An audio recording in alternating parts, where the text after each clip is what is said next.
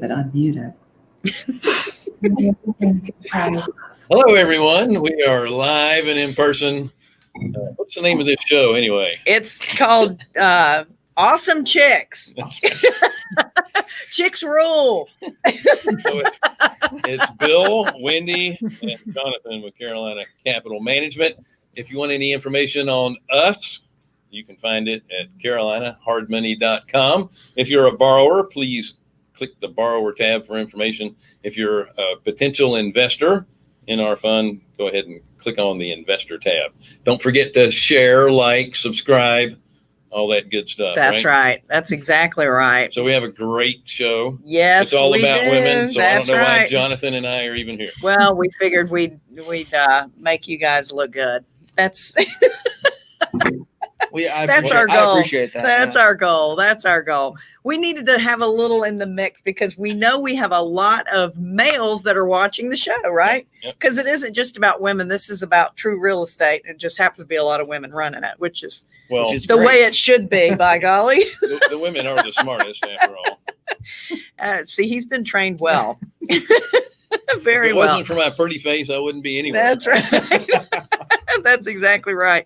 We are so excited to have you here today. This really is a round table of some pretty incredible women. One of the blessings that I get to enjoy being in this business is going off to all of these different events that we attend. I get to meet just the coolest women ever that are just tearing it up in the real estate world. And so I thought we would showcase just a few of them. There's many more than this, but we just showcase a few of them. And so our first person that we have is Liz Faircloth. She is with Invest Her Real Estate. It's really, really,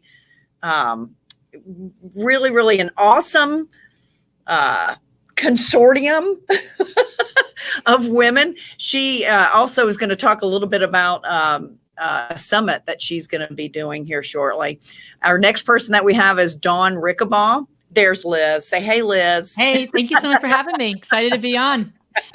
We're glad to have you. We just had her on at 12 for a previous show where we got down into the weeds about Invest Her. So we'll talk a little bit more about that as well. Then our next person is Dawn Rickabaugh. We call her the Note Queen, and she certainly is. She's on the West Coast, but don't hold that against her. She's not one of the crazy ones, right? I did move out of California, so you got to give me that. Yeah, she crossed the border. She's good now. And then our next person is Martha Speed. We've got Lori up there. That's not Martha. Did we lose Martha? We'll get Martha back. She's got internet issues going on, doesn't she? In Texas. That's because she lives out there in the middle of nowhere. Yeah, it is, but it's beautiful out there. I've been there. So the next one we have is Lori Eubanks. Lori is part of the Richmond Mafia. I love to introduce her as that. She's actually one of the leaders of the Richmond Mafia, so you got to watch out for this one. She's the godmother. Yeah.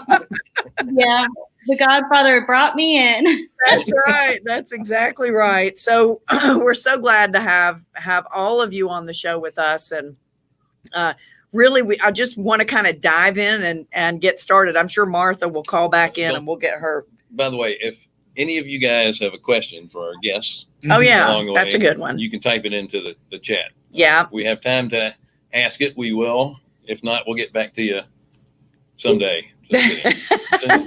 Yeah, as soon as possible. So the first person I'm going to ask is Liz, and Liz, really, I just want to talk about. There's Martha. She's back with us. Hey, Martha.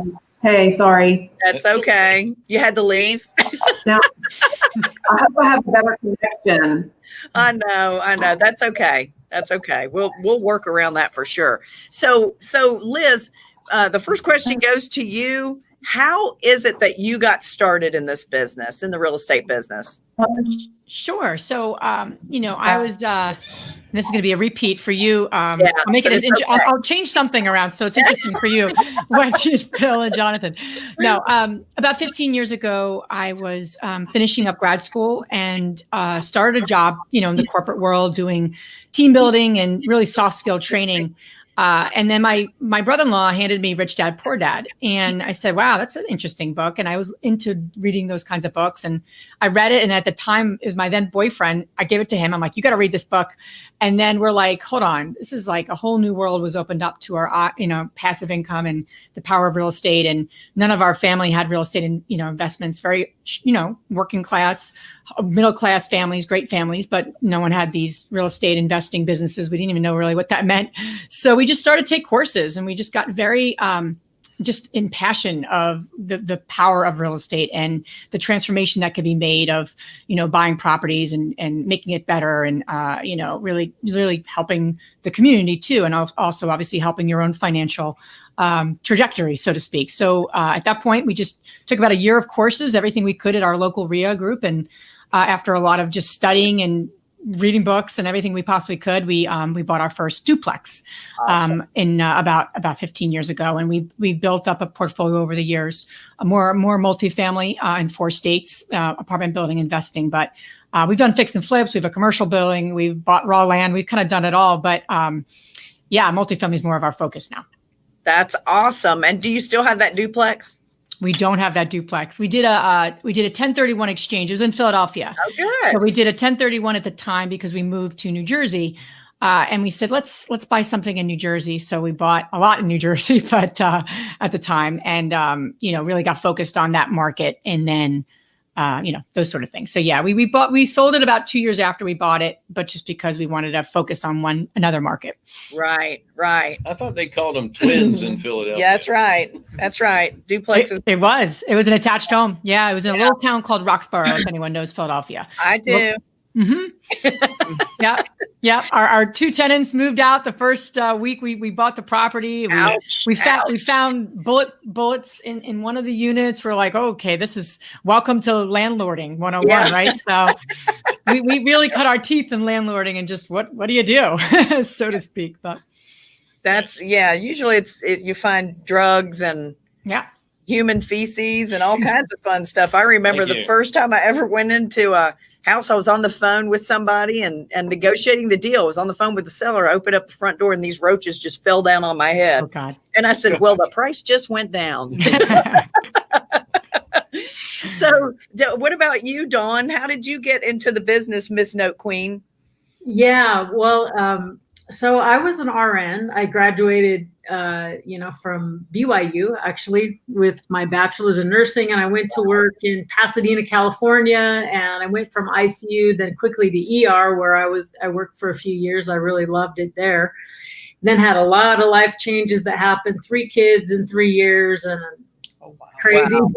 crazy stuff in my life that needed to be sorted out. So anyhow, I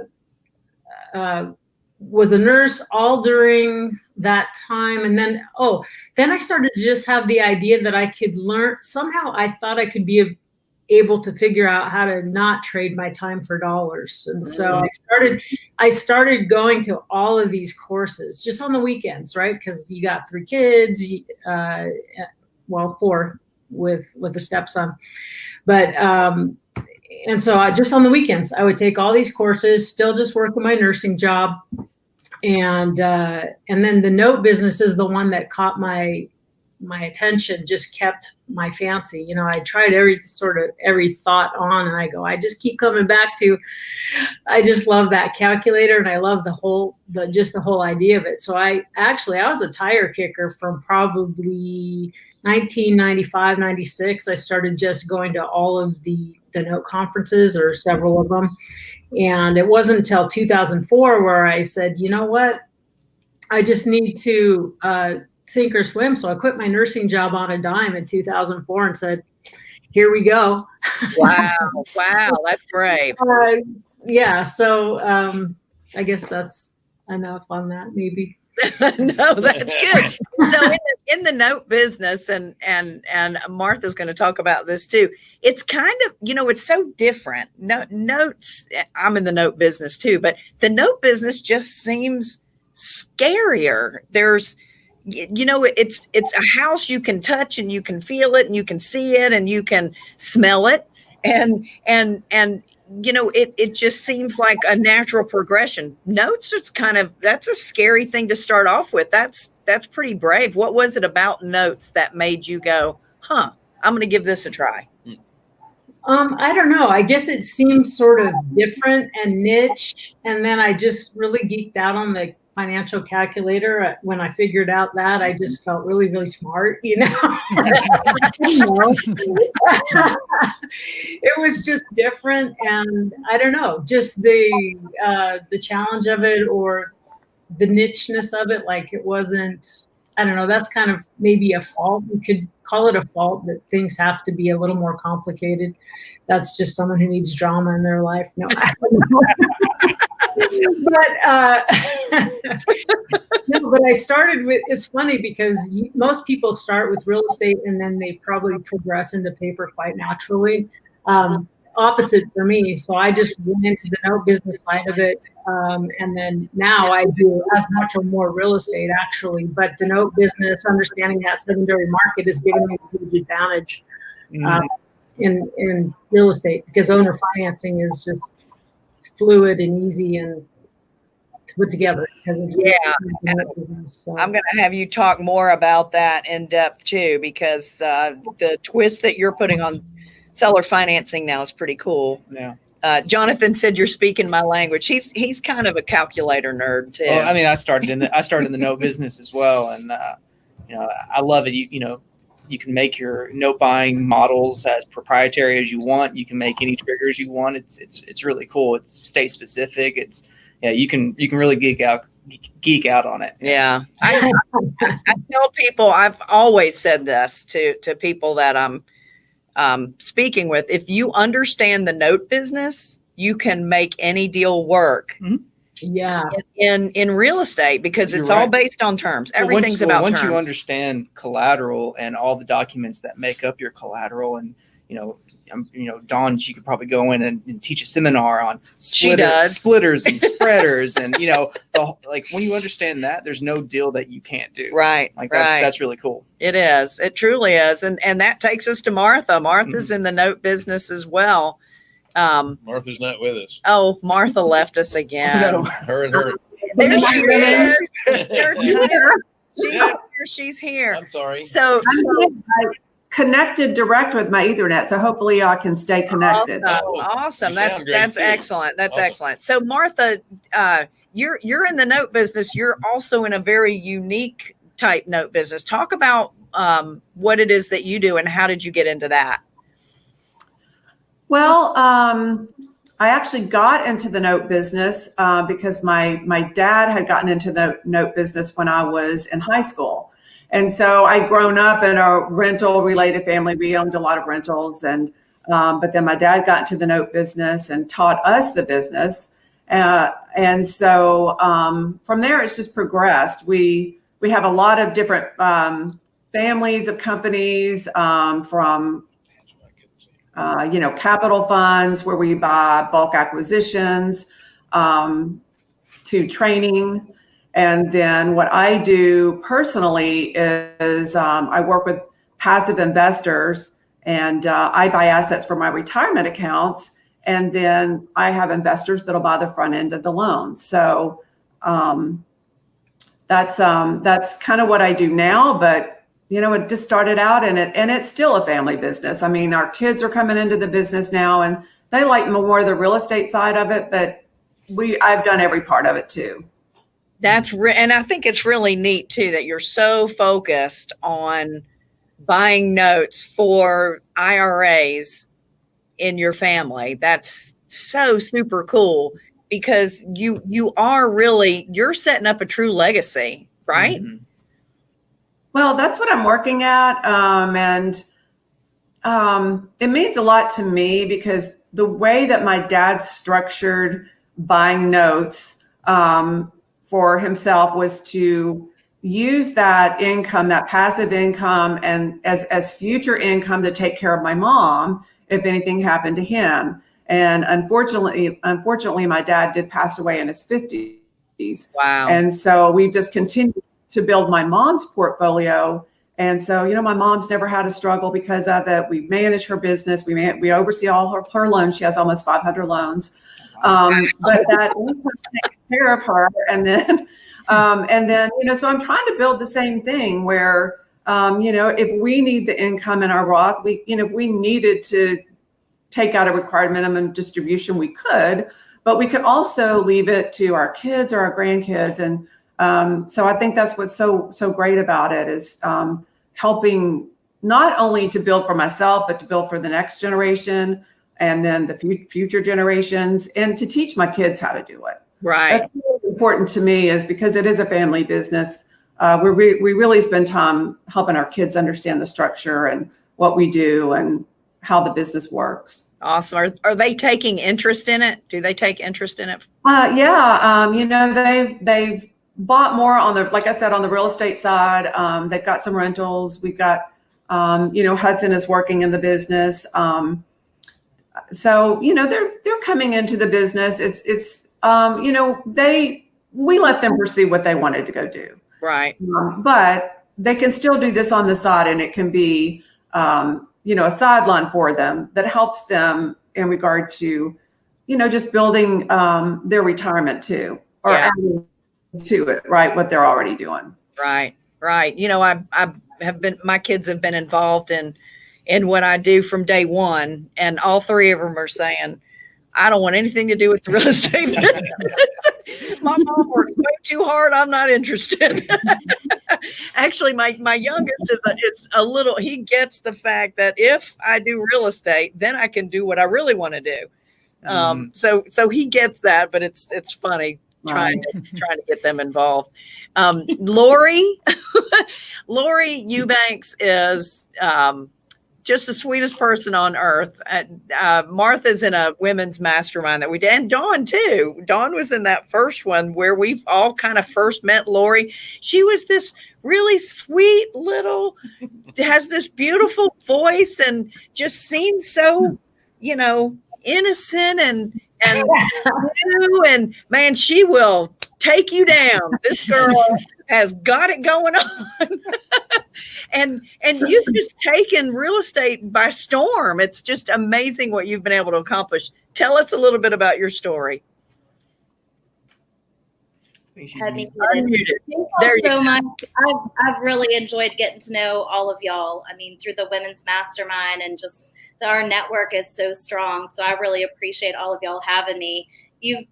Each one of you have been a huge impact in just driving my education, my confidence. I mean, being in this industry can be a roller coaster. We all know ups and downs of deals. So I really appreciate it. But I got started in 2012.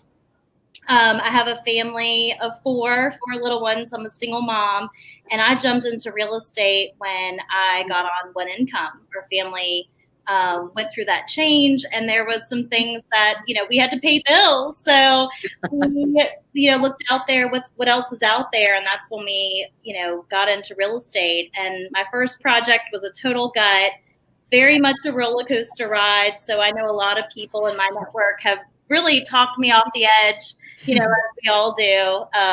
And so I just really appreciate it. And so since 2012 and that first project, I've done several, and then started buying portfolios in 2015, where it came with the renters already rented, and I would buy 8 to 10 at a time and seller liquidate their portfolio. And so that change was a big growing opportunity, because it allowed me to replace my income at my W-2 job. And so now I'm a full-time investor. So 2 years in, and it is great because I can control, picking up the kids from the bus, which hasn't happened in forever. They've all been held. But it's really given me freedom. I feel like, it was different, being a mom, going to the 9 to 5, trying to make money on the side and raise kids, that can be a lot. Oh, yeah. It's really been a blessing that the rental side and the cash flow have really empowered me to go on my own. I know. And when you post on Facebook, I always love seeing pictures of your kids running through the houses and kind of doing their own thing too, right? That's right. I take them on the ride. That's awesome. That is really awesome. So a little inside baseball here. The folks that can't see, or the people that are watching can only see the main screen. But we get to see everybody here. And Lori has been walking around from room to room with her laptop. I'm dodging kids and trying to not lose Wi-Fi. It's Chasing the bad. I don't feel so bad now. I was sitting there watching her going, wow, how many rooms does she have? Yeah. Well, are you in the mansion right now? I am. So we had a really unique project come up this year, and we're here right now. So it came fully furnished. We call it the Retreat. It's on Airbnb. And, the timing of this was terrible, right? We got the coronavirus's hit, and it did make me question my decisions. I got this place at a great deal with equity, but my idea was that I was going to Airbnb it because it came fully furnished. And then thinking like, oh my gosh, the coronavirus is going to wipe out that whole business. I listed it this week, and I'm excited to say July booked up completely. Awesome. So, I can't even believe it. I don't know. Maybe the virus helped it because people want to get out of their house. But me and my kids have been staying here for the last month or so, and it's just been, normally I buy crack houses. So this is the opposite of that. And, now my kids think I'm cool. So. I think you're pretty cool too. I think you're cool too. So yeah, it's been a ride, but this place, it was a gamble. I wasn't good at Airbnb before, and I thought, I'm going to try it again and see how it goes. I was determined, and I think it's all going to work out. Yeah, that's awesome. Lori has a great story too about a couple who were neighbors on either side of her Airbnb, and they were breaking into her Airbnb and having sex, and they're over 60, right? Her retirement community is very active. That's an interesting story. We could go on. That is definitely active senior community. It is. It is. Lots of fringe benefits. I'm going to go backwards, so I'm going to stick with you, Lori. You want to ask that one? Yeah. Women in real estate, are you finding that it's an advantage or a disadvantage? And why do you feel that way? I love that question because when I first started, I thought it was a disadvantage because, contractors, they look at it as an opportunity. I was taken advantage of from a few contractors, and I think that you just felt like you were out of your own element because it is a little bit more of a male dominated side when you're in the rehab world. For now, if you were to ask me, I would say it's a complete advantage. My perspective is totally changed. And the reason I believe that is because I feel like I can really connect with people. So the last seller at this place, at the retreat, I sat on the couch with them and cried. Like, we shared stories, and I feel like, women, you're more nurturing. I think we're all problem solvers. There's probably pros and cons to female and men, just back and forth. But I really believe now that I can connect. I'm more nurturing. I want to solve their problem. And I believe that sometimes when I call sellers, I believe that they want to hear more from a female than a man calling them. So I think they'll stay on the phone with me more. That's right. I agree. Yeah. So there's pros and cons, but I think it's really how you view yourself. If you think that, I'm a woman, I'm in a male-dominated industry, this is going to be hard, well, then it's going to be hard. But if you change your perspective to a positive one and feel empowered, there's a lot of women that will back you up, and men. I mean, they'll encourage you. So I think you should just change your perspective and it'll really grow. I agree. Excellent. I agree. Well, yeah, it can be a disadvantage, I think, with certain things, but definite advantage than most. Yeah. And you're right, especially on the negotiating side. Right. So who was next? That was Martha. Martha, what do you, same question to you. Did you hear the first time? There she is. Oh, you're muted. There you go. I think it can, of course, be to our advantage. I have a lot of women that are executive business owners that I work with that don't have time to source assets. They don't have time to manage assets. And so in that respect, it's, of course, been a positive for me. And I get a lot of referrals from those women. And then I have a situation where I work with people that are my age. They're getting close to retirement, and they're looking for capital preservation. And I usually start out many times working, with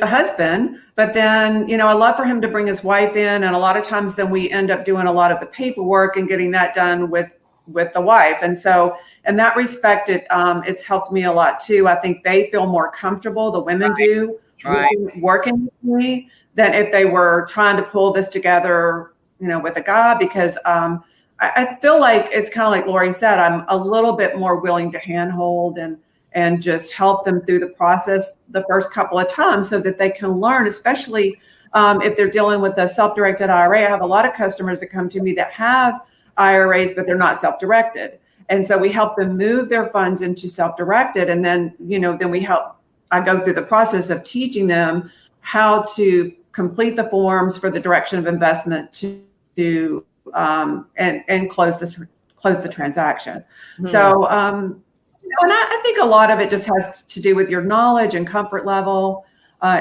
in being in the business. I've just been in the business for so long. I mean, I started working for my dad when I was 17. So just been in the business a long time. And what did you do for your dad? That was a question from one of our audience members. Yeah. So when I was in high school and started working for my dad right out of high school at 17, my dad was buying notes, but he was selling partials. So he would sell the front end of the loan, but he was selling to institutions. He wasn't working with private investors like I do. And so basically I was doing all of their paperwork for the transaction.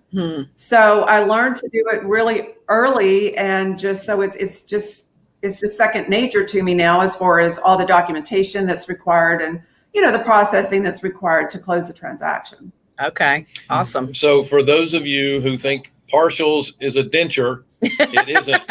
It's a note. It's so many pages in a note.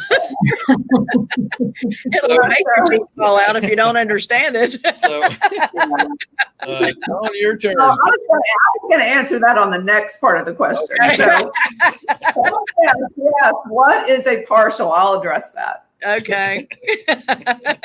All right, Dawn, what about you? Yeah, interesting.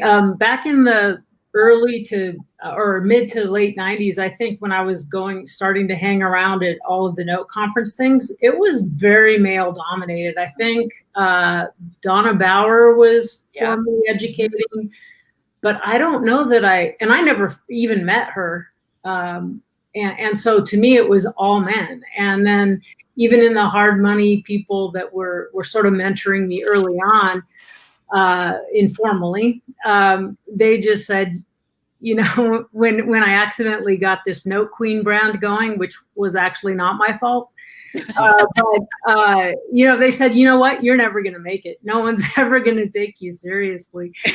And actually, that comes to my advantage, because then I don't even have to read a disclaimer for everyone. Because if you're listening to the Note Queen, you better just have done your due diligence already, or just know you're in for it. But I guess I would have to echo that the rapport building is pretty natural as a mom, as like the roles that we're in as women typically.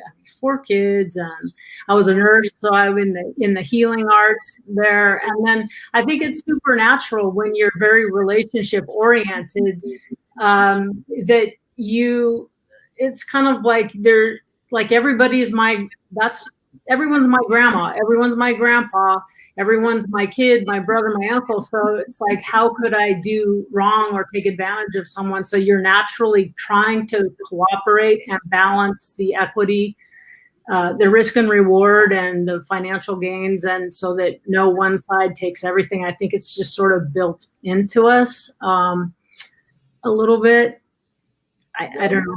No, Well said. That's great. But I wasn't supposed to make it at all, and frankly, I surprised myself to be. So. Well, the good news is you're a nurse, so it wouldn't be hard to find that job again if you needed it, right? But I won't wear a mask or get a vaccine, so I can't. Liz, thank you for rounding up this series of questions here. How about yourself? Sure. So I'm super biased because I, of course, think women have tons of advantages to investing. So that's really why my friend and partner at the time, who we were flipping properties together, said, let's create more of a space and more of a community and interview women just in this business, because there's so many women making an impact. And I think we've done over 100 interviews. And what's fascinating is that I think it's also not just do women have advantages? Absolutely. But the real question is, what kind of advantages do you have? And I think so much of the conversation for women, especially women that are new to the space of investing, is they often don't feel like they have any transferable skill set. They're like, oh, I don't know anything about investing, so I don't know if I can do that. And then you start talking to them, and this one woman I was talking to, she's like, oh, I'm an engineer and I love project managing and I really know numbers well, but I know nothing about real estate. I'm like, those are great skill sets for investing. I mean, project management, that's huge, right? Doing a renovation, buying an apartment building, buying a single family home and renovating it.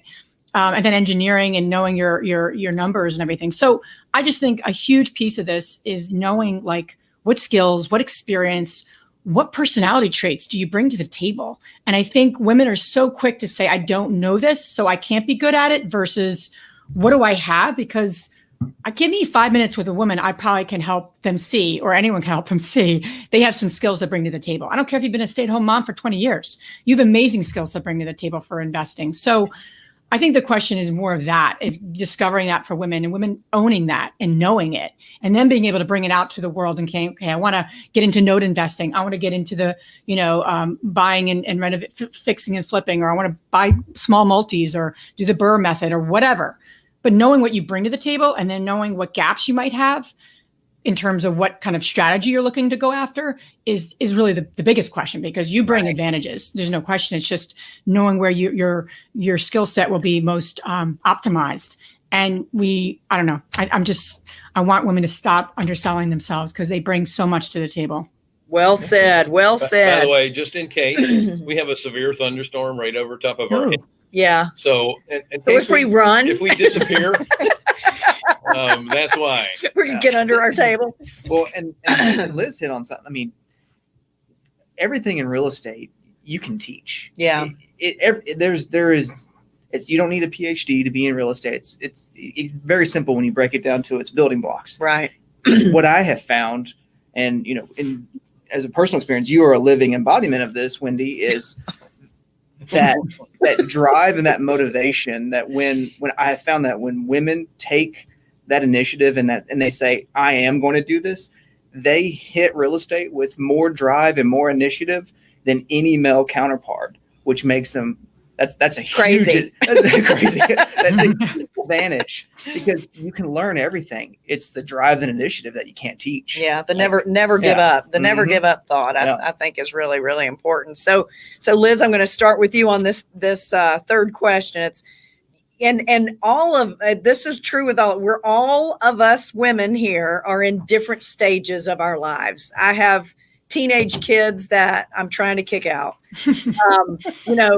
Liz has young ones. Lori has young ones. Lori has a big house to put them in. Yeah. John's are all kind of older, I think, like mine are. And Martha is a grandmother. So we're all in different stages of our life. So how is it, Liz, that you handle being a mom, a wife, a business owner, and what do you do with the guilt? Because we got guilt, right? Yeah, I wish I could say I don't have any guilt, but I think that's a daily thing that I work on, to be honest with you. You know, before this whole epidemic happened, I had my nice little schedule, and I had my daughter's not in kindergarten yet. She's 3. So I said, I really want to be home with her part-time. So she was in daycare for 3 days, and my son was in kindergarten, and it's full day here in Pennsylvania. So I said, so he was there, and then I'd get him off the bus and get my work done, and everything was, most days was flushed out, working well. I put my priorities in place. And then everything happened. And, obviously, those kids, obviously all of our kids have been home 24/7, and literally just been giving them back and forth to my husband, who's, okay, when do you need time? When do you need time? It's literally, I just feel like we're passing our kids back and forth. And it's hard in the sense of creating that balance and trying to be all those roles. I mean, there's been a lot of breakdowns, to be perfectly frank, in the last couple of months. But what I think the key is for me is, like, wherever I am and whoever I'm with, I'm really working on being present, which sometimes is hard, right? Checking the phone and trying to listen to my son talk about something. And then my daughter's run around. She peed on the floor today and just started jumping on it. Like, it's a puddle. It's a puddle. I'm like, it's not a puddle. Puddles are for water. You're just dumping in your urine right now. I got to get on a call in about a half hour. So we got to get this clean, Zachary, go get her some clothes on, I'm like, oh this is like crazy. Like, Maddie, off your conference call. I mean, it's crazy. It's chaotic. But I think the key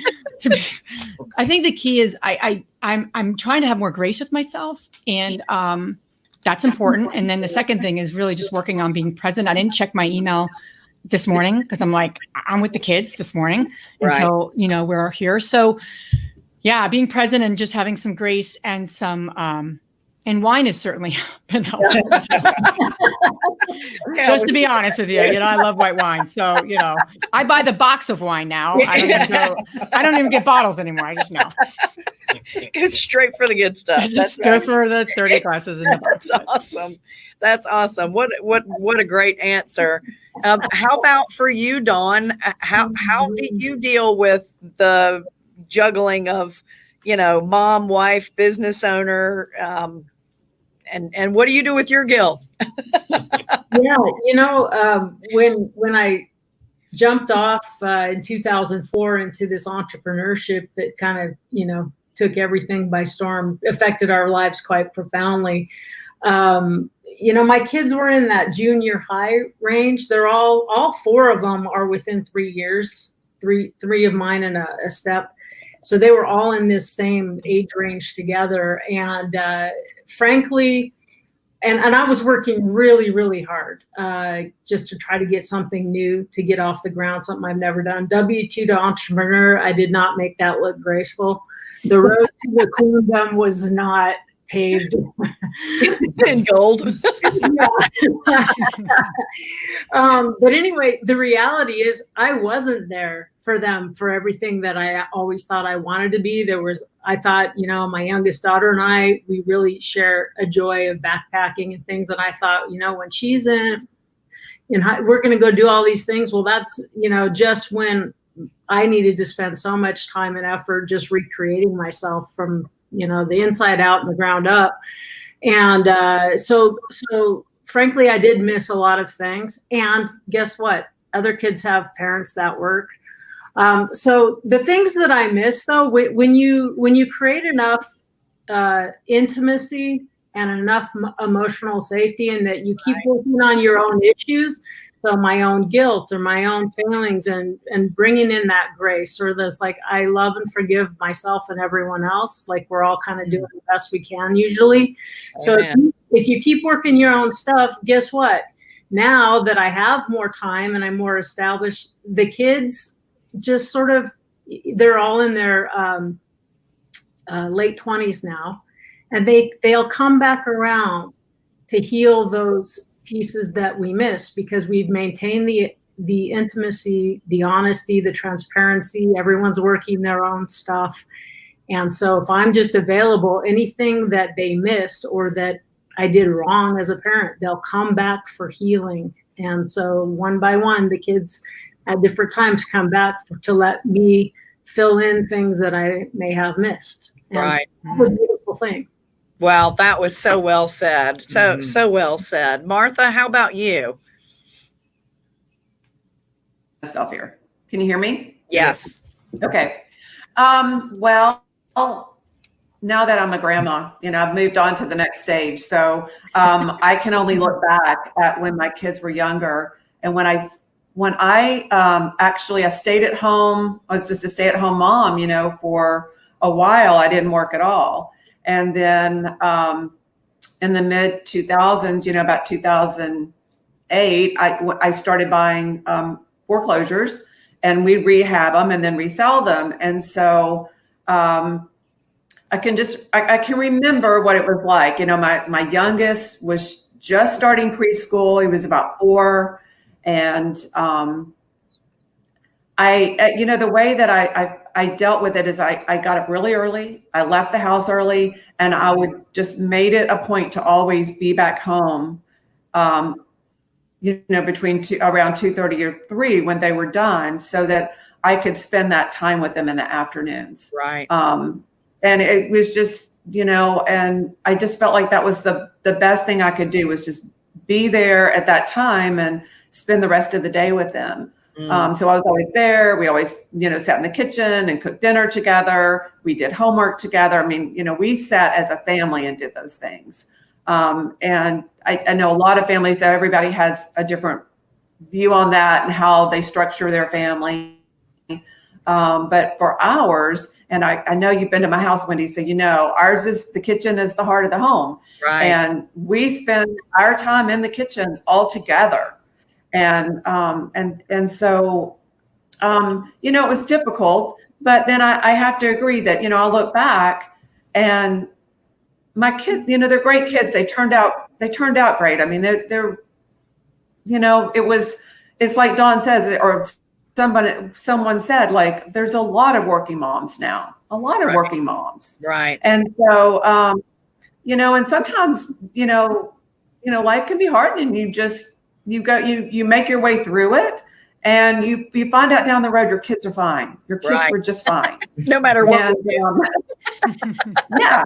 And I took my kids with me a lot because I'd go look at properties on the weekends. And so we called it the Roland Disney machine. We'd load the kids up and we'd have Disney on, and we would go look at, 20 houses in a day or whatever, I mean, that was back in the day when we didn't have as many services as we do now, where we have use a service company to go send us an inspection report. We'd go do our own inspection. Right. And so, but there's blessings that come from it too, because of the fact that I have been in the business a long time and done different parts of the business, because I haven't always just been in notes. I've owned rentals. I still own rentals. I ran a fix and flip model. I bought notes. Is that my kids come back to me all the time with questions when they have a deal. When they're working on things for themselves, they're always coming back to us and saying, how do we structure this? Or how would you do this? And so, we have such a good relationship with them because of that. That's awesome. That's awesome. How about you, Lori? You're kind of in the throes of everything like Liz is right now. I'm in the trenches. Yeah. I love that. I love the different perspectives and the different points that we're in, because we can all give each other advice. And I feel like I'm always feeling guilty because I'm a single mom, and you're like, am I doing it right? And, am I spending enough time? And one thing I can say is just, take time out to enjoy the ride. Like, you're going to make a lot of money eventually, but like, how are you enjoying it? Right. So, we try to get out and play basketball or do an activity. I think for me, I'm rushing. I have a 3-year-old and then 8, 10, and 12. So they're like always on the move. And, right now we've actually been able to slow down because soccer was canceled. And, it's a different feel today than it was, 6 months ago. But I think it's important that you take some time to work on yourself. You're taking care of everybody in the world, these 4 kids here, and I'm rushing and dinner, and, just take a moment to breathe. If you need to go to the bathroom and cry it out for a second, just do it. Let it out, and don't feel bad about it. Go outside and scream, just enjoy the ride. You don't have to be so serious. So, when my kids, if there's an accident, we kind of laugh about it. We celebrate the ride. And I think that's just been a shift, with our family. So it is hard, especially, anybody that's single parent, you can do this. I think a lot of people get hung up that you're working on so much and then maybe working a 9-to-5 job. But if I'm able to do it, then anybody can do it. That's how I feel too. That's well said. This has been a great perspective, because really the only mom guilt I've ever experienced was actually directed at me. I was in labor for 36 hours, and this is how you're treating me. Jonathan? We got one quick question for everybody. Yeah. Go ahead, Jonathan. So we got about 4 minutes left. Yes, so everybody talk real quick. We'll make it quick. we all enter into the real estate business from our different perspectives and in different vantage points, and we all kind of come in with what it is we want to do. What are we going to conquer? What does success look like for us? So I want to ask you all: have you met your goals yet? And then what is your exit strategy to remove yourself so that you can enjoy the fruits of your labor? And I'm going to start with, I'm going to mix it up. I'm going to start with Dawn. Yeah, that's a good question. And I think a lot of us I'm going to just speak for me. I just been driving and balancing personal and professional things, all that have been quite huge for me in the last several months. And so then you step back and go, wait, what is successful enough? And am I enjoying the time? And so actually you're catching me at a time where I'm like, I need to go on a sabbatical, really. I need to step off of everything that I've been doing and just reevaluate. And, guess what? I find out that, I can actually set myself up just fine. And you can always make more so that you can give more and create more. But I just realized finally that it's like, I don't have to carry the weight of the world on my shoulders. I tend to do that,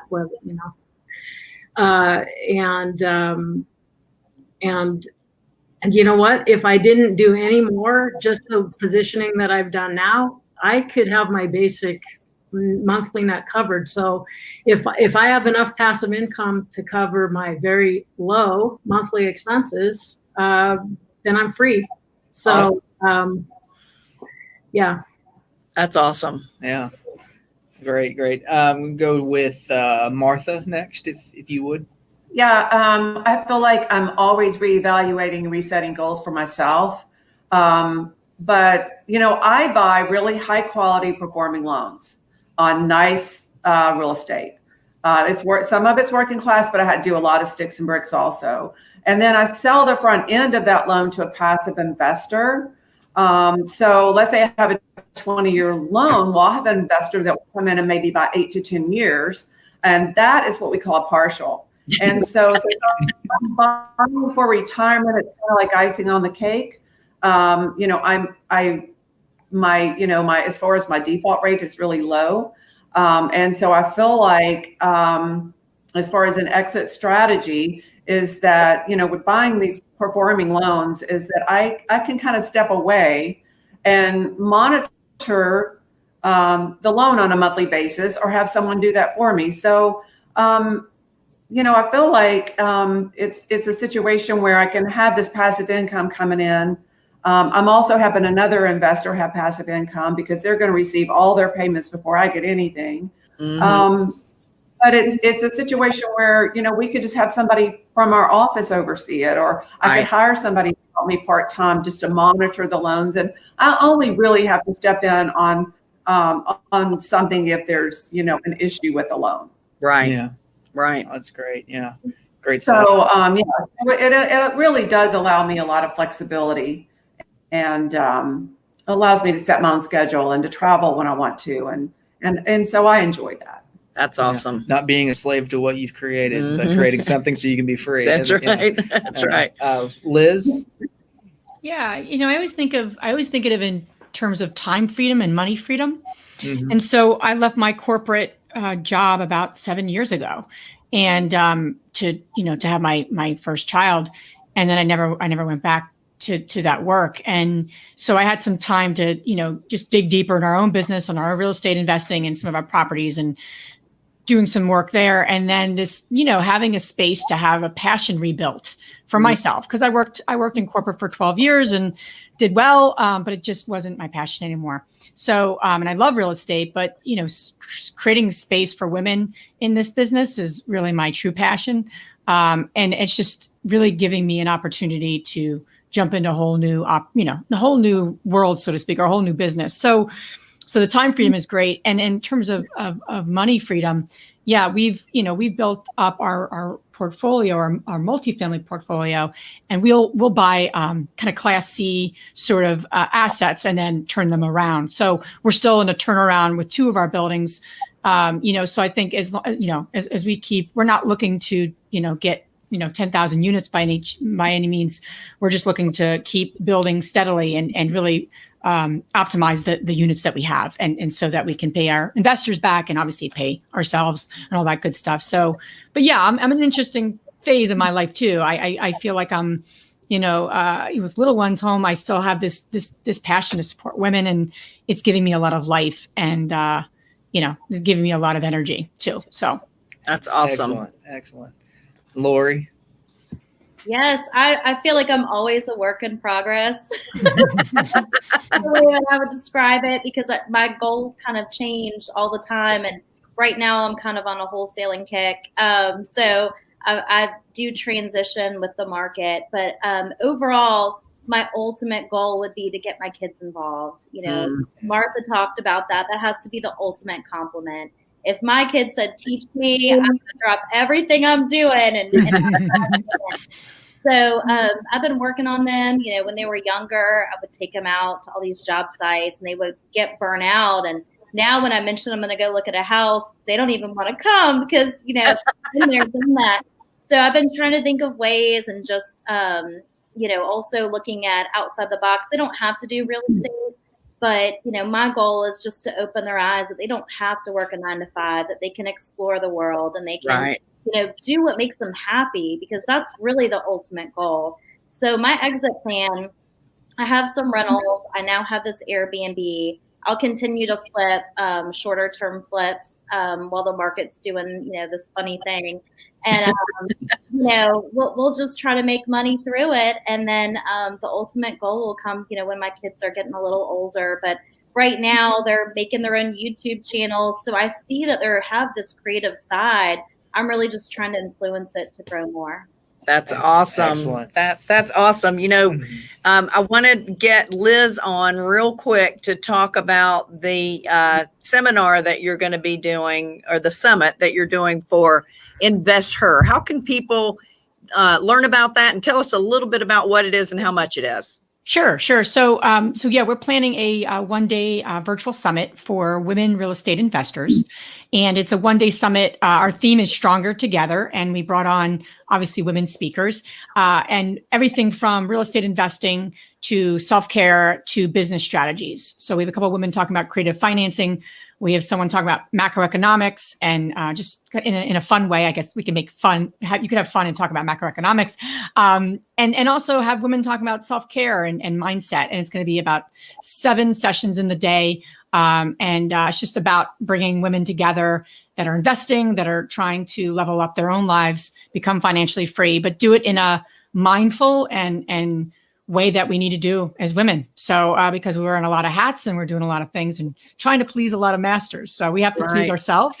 And so this is a day out to obviously virtually to come join us. We have about 100 women registered so far. I'm excited. We have about 10 sponsors so far. So we're really excited about it. It's our first event that we've put on as a community.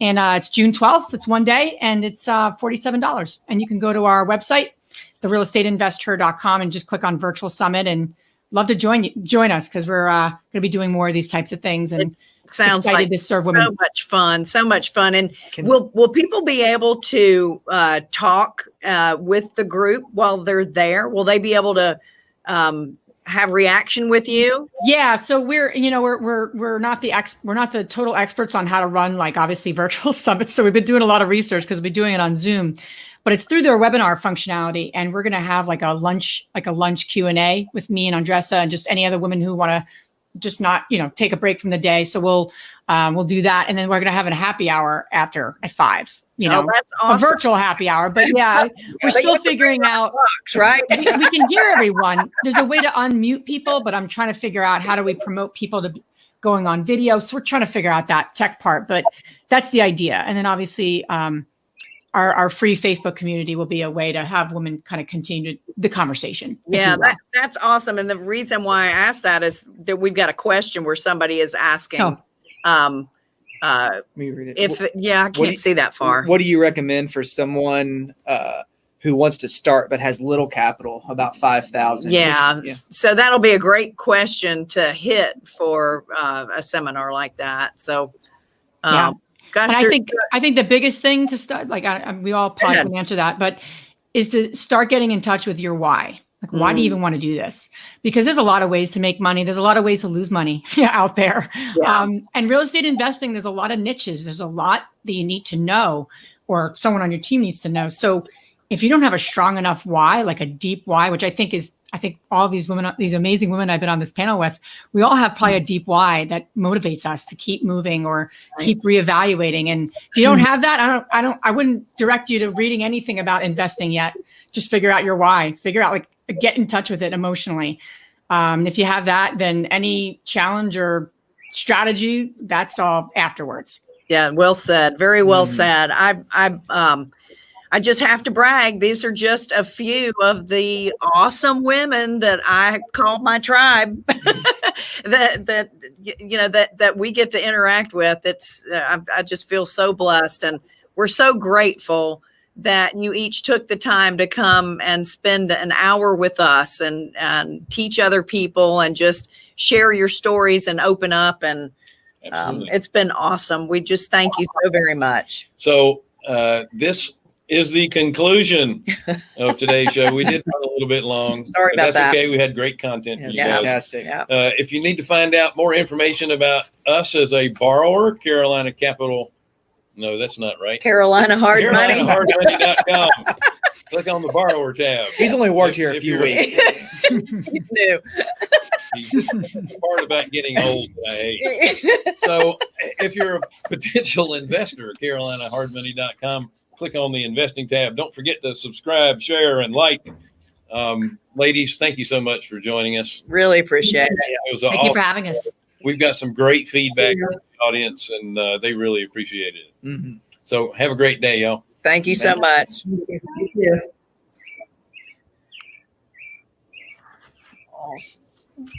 Awesome. All right. So we are good. Thank you, guys. Excellent. We've So, gotten some great responses, Who's Tim. got the birds chirping in the background? I want to be there. Yeah. Yeah. That's awesome. That sounded like fun. But, I'm sorry it ran long. You guys were awesome. Yes. I'm telling you, we got nothing but thumbs up and great comments. Big for, hearts. sharing your stories, and it was awesome. Yeah. Hope we can do it again. Yeah, people are hungry for that, that vulnerable honesty in real estate that, most men aren't willing to share. Yeah, that's right. Hey, what? You should have said that. I do feel like women do share more, and that's a huge takeaway. I really wish I said that, but just a huge honor to be around y'all. I mean, really, like, I never thought I would be in this call with y'all. So I just think Don't sell yourself short, chickadee. Yeah.